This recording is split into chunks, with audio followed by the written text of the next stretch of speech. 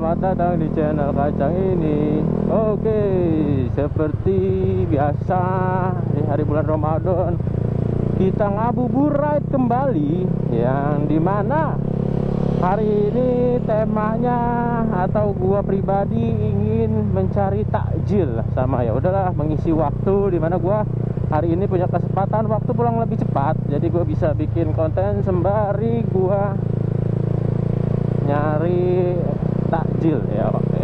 Jadi ini kedua kalinya gue jalan-jalan di kota Surabaya dengan kondisi bulan Ramadan, yang dimana suasananya ini udah jam 4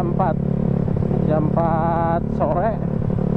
Kondisinya mulai ramai, nggak kayak kemarin tuh nggak padet banget kayak gini, ramai lancar. Kalau ini udah ramai agak padet, kecepatannya pun cuman ya 40-30 ini, 40-30. Mungkin karena pulang kerja juga kali ya guys ya, jadi kayak begini, tapi nggak apa-apa. Oke, jadi gua ingin membuat topik sembari kita bukan sanmori ya, sembari kita ngabuburit, kita ngebahas topik ya. Topiknya kita bahas tentang perbengkelan.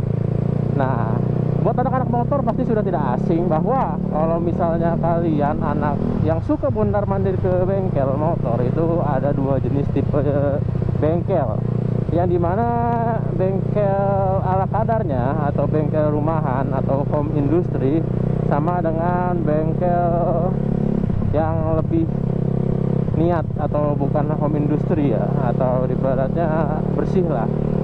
Sama yang ketiga ada yang namanya bengkel original atau apa ya bahasa kerennya ya, dealer ya. Jadi ini yang gua bahas cuma dua aja, yang tiga nanti gua bahas singkat aja. Yang bengkel dealer ini atau bengkel resmi ya, bener bengkel resmi, nanti kita bahas singkat aja karena kita udah sama-sama tahu ya kan kalau bengkel resmi itu apa aja, fungsinya untuk apa, dan resmi itu gunanya untuk apa.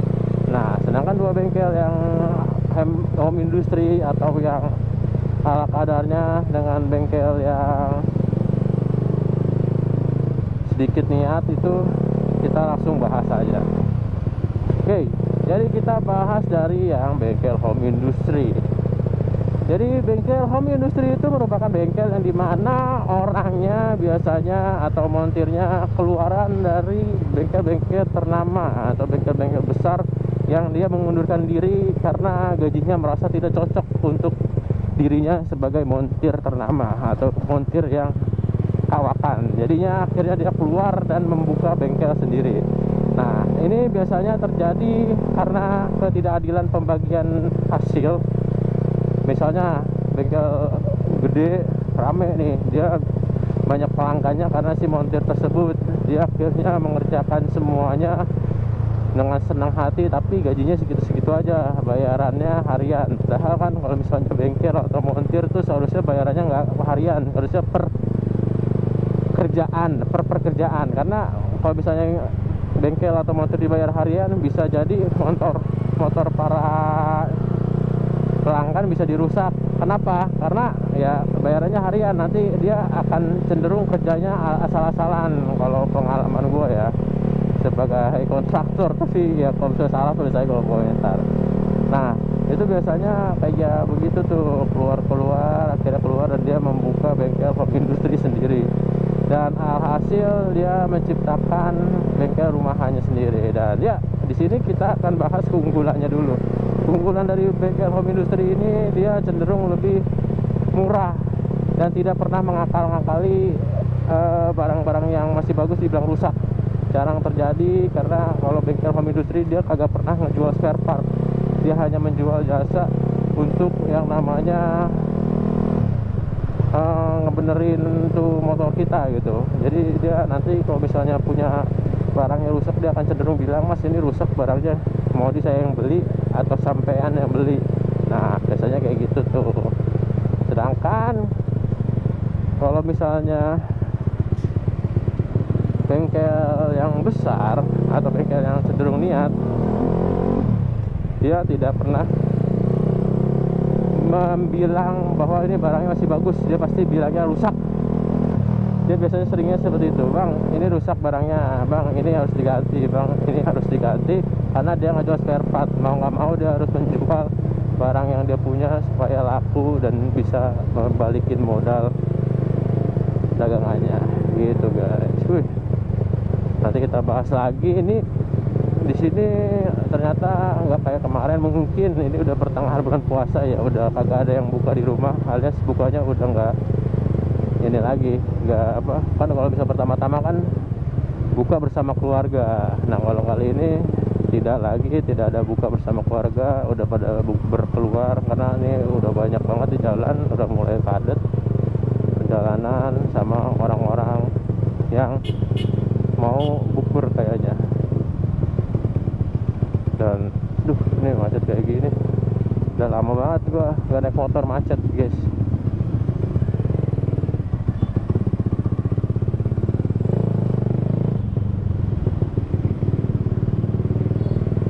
Yuk gila, pantes ada angkut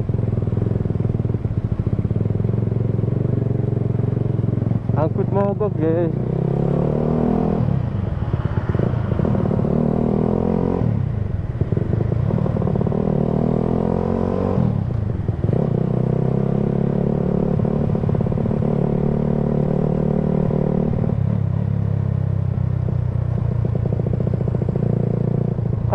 Jadi gitu guys. Jadi kalau bengkel yang bagus itu cenderung ngejual spare part dibandingkan dengan bengkel home industry.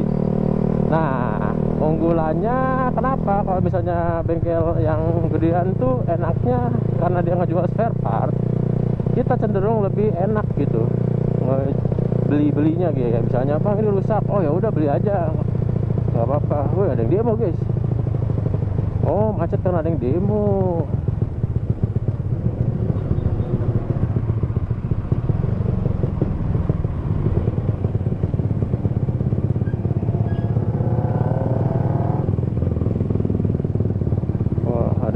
Guys, ini mahasiswa dari mana nih?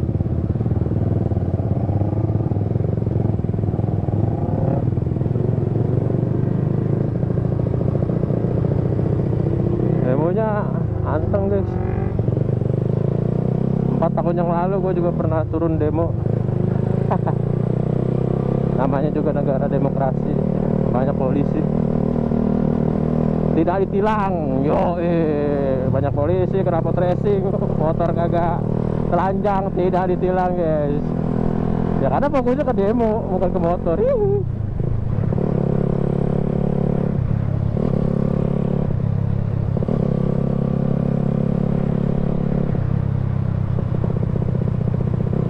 Oke, jadi kalau misalnya di bengkel yang gedean atau bengkel yang terlihat niat itu, dia kalau bener itu kita lebih enak gitu, bisa cepet jadi langsung. Kayak misalnya bang nih motor nggak tahu enak nggak enak kenapa nih, oke langsung set karena dia jual spare part juga langsung beres tuh. Cuman kekurangannya harganya lebih mahal dibandingin home industry. Ya namanya juga waktu adalah uang ya, dimana kita mengepres waktunya jadi singkat, uang kita yang terbakar gitu, terkuras terbakar. Kesimpulannya seperti itu.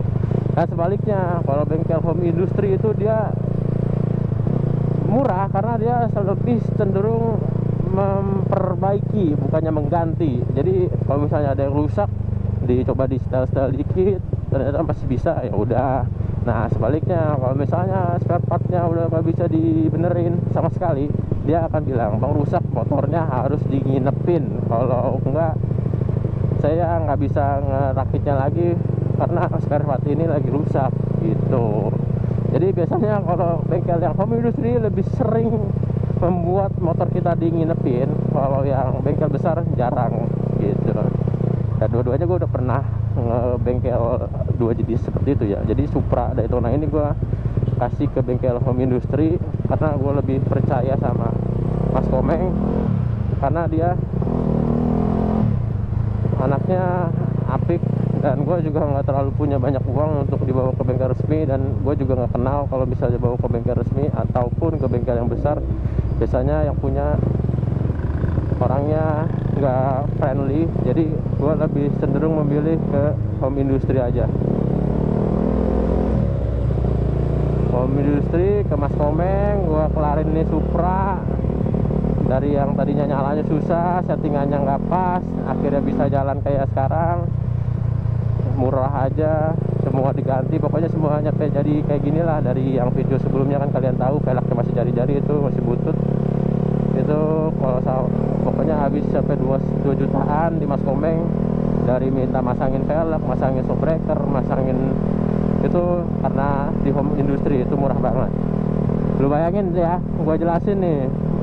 Yang gua ganti itu masang velg, masang ban, masang shockbreaker depan belakang, setting mesin, setting karbu dan lain-lainnya itu biar bisa jalan enak. Terus ganti kampas rem, bukan kampas rem sih, nyesuaiin pala babinya Sonic ke Supra ini. Itu total cuman habis 2 juta rupiah. Nah, sedangkan waktu gue ke bengkel yang gedean, kayak bengkel-bengkel aksesoris atau bengkel spare part gitu, yang Sonic 150, yang kalau misalnya kalian ngikutin channel gue dari lama tuh pasti kalian tahu kalau gue juga punya Sonic. Yang ganti kaliper doang nih, ganti kaliper depan belakang sama ganti velg, buat nyesuaiin itu doang, kayak bikin bushing dan lain-lainnya itu gua habis sampai 2 juta juga. Padahal gua kagak setting mesin, gua cuma masang velg sama masang kampas, masang apa ya, bikin bracket gitulah, nyeting gitulah, nyeting bracket piston yang depan, yang belakang diganti jadi 2 piston. Itu gua ngabisin 2 juta. Padahal kalipernya sama pala babinya atau master remnya itu semua dari gua cuma beli selang rem sama minta pompain doang.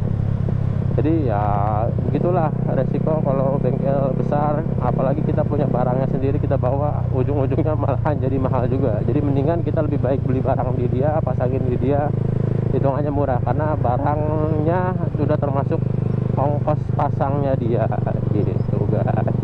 Dan ya udah sampai di dekat rumah juga, udah jam 5 juga, karena di Surabaya tuh ajannya cepet guys, jam 5:30. Jadi udah ya, cukup sekian video kali ini. Kita akan pulang dan mencari takjil. See you next video. Bye bye. Di sini gue beli kelapa dulu. Bye bye.